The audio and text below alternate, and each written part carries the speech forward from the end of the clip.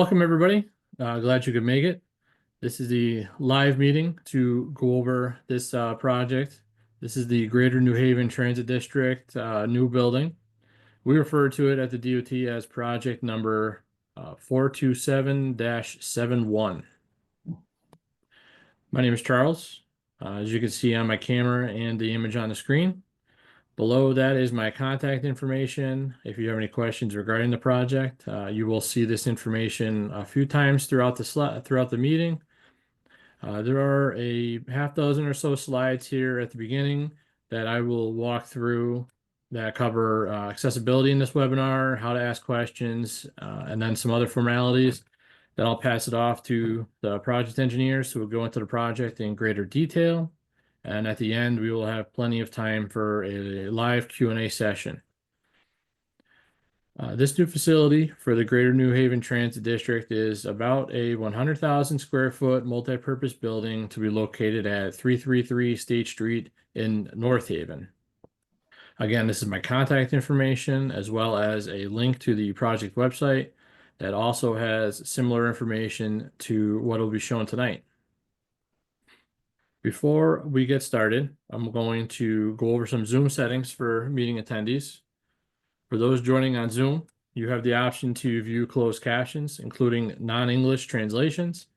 To turn on this feature in Zoom, select the Show Captions on CC button at the bottom of your screen, select Speaking Language button, and then finally select your preferred language. After the conclusion of this meeting, you can also view this presentation on YouTube, where closed captions will be available. At the end of the presentation, there will be the Q&A session, which time you can communicate with the project team. Please note that during the presentation, participants will be muted. The Zoom Q&A option is only available today, and we will go over the instructions on the next slide. All right, to use the Q&A function in Zoom, select the Q&A button on the bottom of your screen. A chat box will open. You can type your question in the box and hit enter. This chat box will be monitored by myself, and any questions and comments will be answered after the presentation. If you are in audio only mode, dial *9 to raise and lower your hand.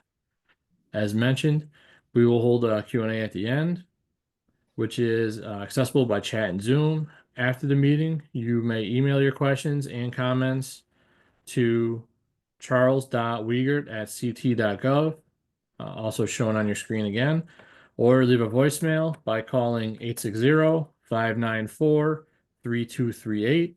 Please make sure to reference the project name or number and leave your phone number with your inquiry.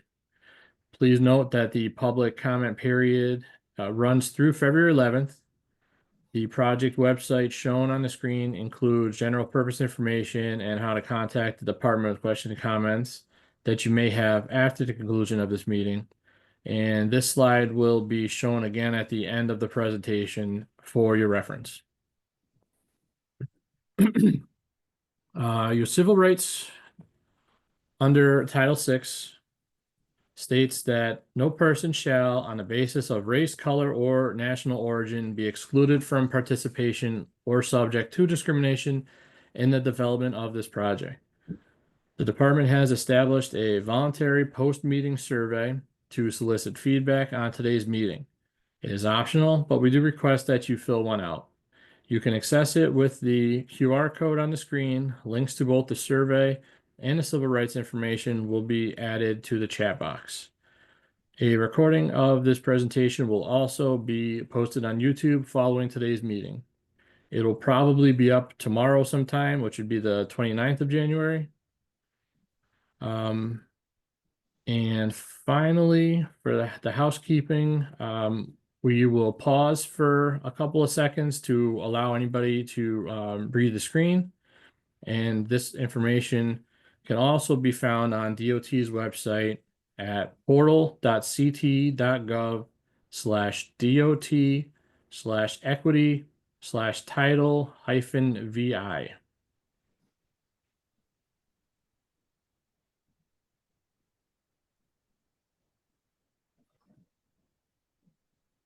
All right. And with that, I will pass the microphone to Emily. She will introduce herself and the rest of our project team as we get going here. Thank you. Thanks, Charlie. So with that, I'd like to introduce the project team. My name is Emily Anness. I'm a project engineer with the Facilities Design Unit at Connecticut DOT. Presenting today, we have project manager Charlie Wieger and project engineer Steve Kalau. This project is managed by DOT's Facilities Design Unit under Principal Engineer Adam Fox. Our other team members are the Bureau of Public Transportation's Office of Transit and Ride Sharing. And assisting in design is Wendell Companies. And while facilities design has the lead role on this project, we're working alongside public transportation, which oversees CT Transit's bus systems and paratransit services, as well as state bus capital projects.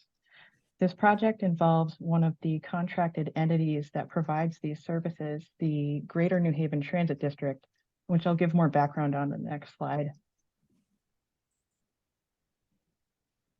Okay, so as I mentioned, this project involves the Greater New Haven Transit District, which is one of 17 transit districts in Connecticut. They serve the Greater New Haven area, which is in South Central Connecticut, and shown on the left map on your screen, where CT Transit's New Haven division also operates. And more specifically, they're a municipal entity that carries out specialized public transportation systems.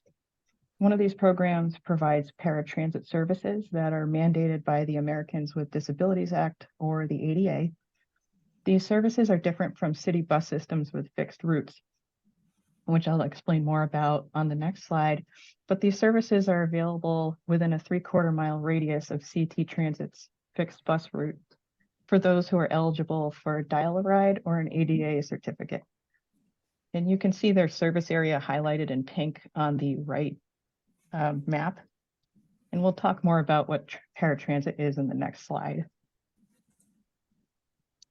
So what is paratransit? As mentioned before, the Greater New Haven Transit District provides paratransit services. So this is a type of transportation available to people with disabilities who are otherwise unable to travel by city bus or use fixed route public transit. And this type of service uses paratransit vehicles, which you can see on the screen here. They're designed to be accessible to the elderly and to people with disabilities. The photo on the screen shows the different types of paratransit vehicles in Greater New Haven's fleet. And throughout this presentation, we may refer to these as vans or buses, which should not be confused with full-sized city buses. So if you hear us use van, we're referring to, or bus, we're just referring to one of these that you see in the photo. In recent years, the district has faced a lot of challenges in their operations efficiency. For one, unsheltered vehicle storage coupled with the rise in adverse weather has prevented them from being able to maintain their vehicles in a consistent and timely manner. On top of that, coordinating their support staff across several office locations has also affected their operations. To address these inefficiencies, the district is looking to develop a new facility at a centralized location, which will consolidate office space and provide a place for bus maintenance, storage, and charging. The purpose of this project is to support the district in developing this new facility on a centralized site, which will in turn provide a sustainable, efficient, and accessible transit system for the Greater New Haven area. One other objective of this project is to have the new facility transition their fleet from gasoline to electric. So it'll be equipped with electric charging for both just regular cars and for buses and vans. Over the last several years, the district considered a few different sites based on some factors like economic feasibility, operations logistics, and equity analysis. And for some background on equity analysis, a Title VI equity analysis is a review that a transit agency conducts in compliance with Title VI of the Civil Rights Act. This review assesses whether a proposed project could disproportionately impact minority or low-income populations near a project area. By 2014, the number of sites in consideration was narrowed down to 3 properties in North Haven, which were at 333 State Street, 280 Elm Street, and 200 Valley Road. The district then contracted Malone and McBroom, an engineering firm, to perform an equity analysis for these 3 sites. And through that review, all the sites were determined to be acceptable, and therefore no adverse impacts on minority or low-income populations would result from selecting any of those sites. Ultimately, 333 State Street was chosen as the preferred location, and the district purchased this property in 2017. Due to the age of the original analysis, since it was over 10 years ago, the Federal Transit Authority requested an updated one, which was performed by the consulting firm Michael Baker last year in 2024, confirming the same findings of the original report. So no issues in choosing 333 State Street as the centralized location. So this is what the site looked like before any abatement occurred. The aerial photo on this slide, shows the 333 State Street parcel and the 2 buildings that were formerly on site. And these buildings housed light industrial activities, including printing, electrical controls, and security equipment manufacturing. After the district's purchase of the property, the buildings were demolished and the pavement was removed in 2019, leaving behind only concrete foundations. So we'll see what the site looks like today in the next slide. So these are now the existing conditions. As you can see, the buildings are removed. Only the foundations are left behind. It's a vacant lot. It's about 7 acres in size, fairly flat, and it's in a light industrial zoning area. And you can see some of the surrounding businesses. There's an auto body shop to the north, another DOT maintenance facility to the north. To the south and east, there are storage, shipping, and packaging warehouses, a brewery, some other nearby manufacturing. The site is about a half mile from the Quinnipiac River. There's no known drinking water or groundwater wells within a quarter mile of the site. And the site would be served by the South Central Connecticut Regional Water Authority, so public water, as well as several other public utilities. And a railroad exists about 500 feet east of the property line. So that's about what we're working with.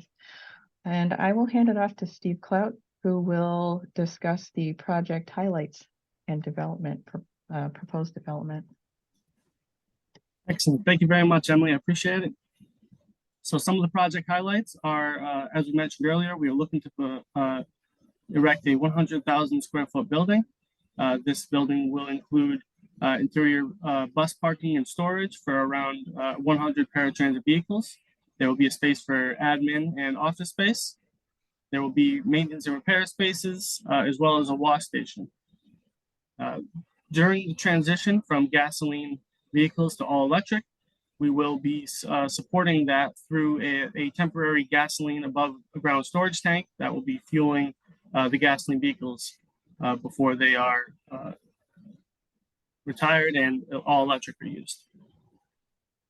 We plan on having a roughly 140 parking spaces, including 4 to 5 accessible spaces. 20% of those outdoor spaces are slated to be used for EV charging, and we're hoping to have a solar-ready rooftop design.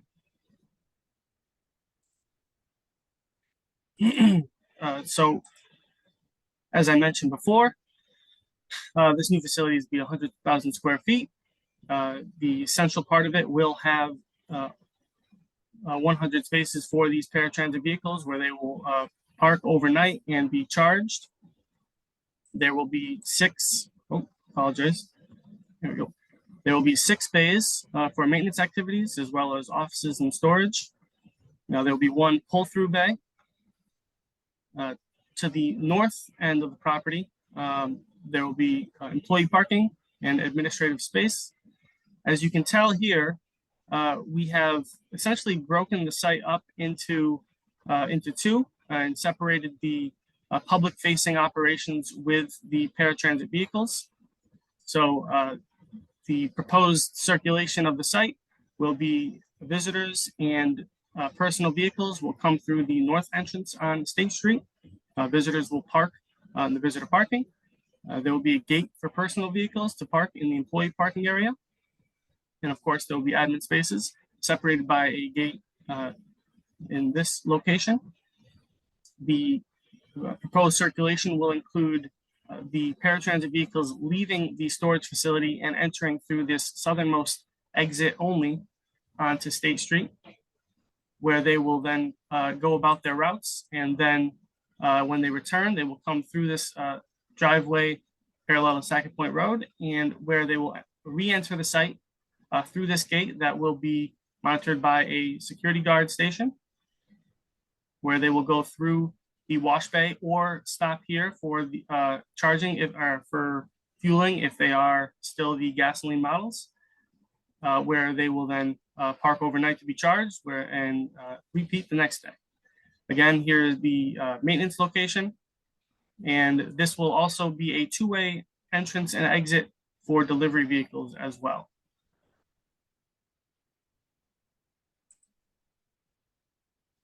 This is an early model of what the proposed facility will look like. We're still roughly around 15% into design, so more specific details will be included as we progress. Here you can see the entryway into the admin space, where there will be a visitor lobby and the administrative offices here at the lower roof level. Moving toward the middle of the facility with the slightly higher roof level, we have the bus storage and charging locations, and the wash bay will be back here. And moving on to the maintenance location, this is the tallest roof where some of the lifts will be. And again, there will be 5 pull-in bays and 1 pull-through bay in this maintenance location. And here you can see our fueling station, temporary fueling station. And this is State Street.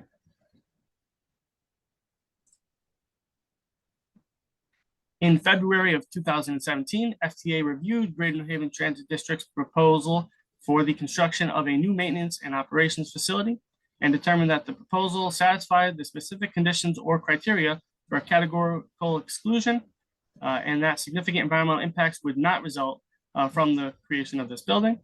In addition, both the FTA and the Connecticut State Historic Preservation Office concurred that there would be no historical properties affected by this project. A few hurdles that the project will be facing include a UI easement that is bisecting the site from past electrical delivery to those 2 buildings that were demolished in the past. We are currently in communications with UI and DOT rights of way to remove that easement so there are no future issues with the building location on site. A traffic study will be performed in the next phase of design to confirm the most efficient way for vehicles to exit and enter the site safely. And with power demand, we are currently communicating with UI to confirm that they have enough power capacity on their grid to service the new building and the vans that are to be charged at this facility. As far as current project schedule and cost, right now we are shooting for a design completion in June of 2026. We're planning on a contract award in the fall of 26, construction starting in the spring of 27, and completing in the fall of 2028. The most recent projected construction cost that we have is $79.6 million, and that is an 80-20 split between Federal Transit Administration funding and state funding. Here we have 2 examples of paratransit vehicle facilities. On the left, we have what the future Greater New Haven Transit District maintenance facility can expect to look like on the inside. As you can see, they are currently servicing some paratransit vehicles on some lifts, and these are pull-in bays. On the right, we have the Greater Hartford Transit District mixed-use facility. As we progress in design, we expect to have similar renderings available for our facility. That concludes our presentation for today. As we mentioned before, if you have any questions about the project, please feel free to reach out to us via our project manager, Charles Wiegert, at charles.wiegert@ct.gov or 860-594-5600. 3238. For updated information about the project, you can visit our webpage at the link at the bottom of this slide, portal.ct.gov/DOT North Haven 0427-0071. Our public comment period will be open through February 11th, 2025, and we will stick around for a few minutes if any of our viewers have any questions in the chat. Thank you very much for attending and have a great night.